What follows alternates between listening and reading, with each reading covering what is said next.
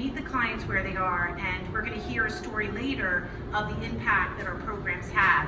But just this week, when I was at Trenton Central High School, where we opened up a business academy, which means we have a satellite office there. We're working with juniors and seniors on a regular basis to impact them. And just 3 years ago, we said, we need to work with the youth. That's where it all starts. We need to talk about careers. We need to talk about building confidence, know your worth, self-love, all of these pillars that are so important to the youth. And you know, when you're working with teens, they're looking at you, you don't know if you're impacting them. They're not as verbal as adults, and it's hard to tell the impact. So last week, I got something in my email that I'm going to share with you, and it really kind of resonates with why we do the work that we do. My first Dress for Success Academy day, and this is from a student, and she wrote this to the administrator. My first Dress for Success Academy day, I was well into my eating disorder. I couldn't even focus on the school because my only worries were my next meal, how many calories my meal will have, my depression, and the raging monster inside of me. It consumed every single aspect of my life. Even with everything, I refused to get any help from anyone. The first Dress for Success workshop I went to was all about self-love. And clearly, I haven't felt that in a long time.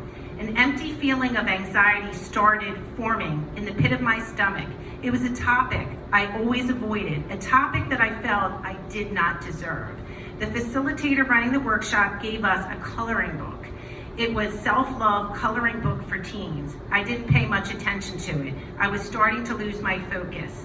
I realize now it wasn't because I could have cared less about the lesson. I just hated myself too much to allow myself to go through that lesson. I wish I remembered her name, but one of the sentences struck me, and suddenly everything that was white noise became so clear. The person you spend the most time with in your life is you. Just thinking about self-hatred was exhausting. Hearing one quote from the facilitator was life-changing. I wish I could have thanked her. These beautiful ladies at Dress for Success have helped me so much, and I continue to attend all Academy workshops and classes from Dress for Success and will always be grateful. I still find the workshops impactful. Without them, I would have never sought the help that I so needed. Their influence has not only impacted me, but possibly many other young girls. For that, I will be forever grateful.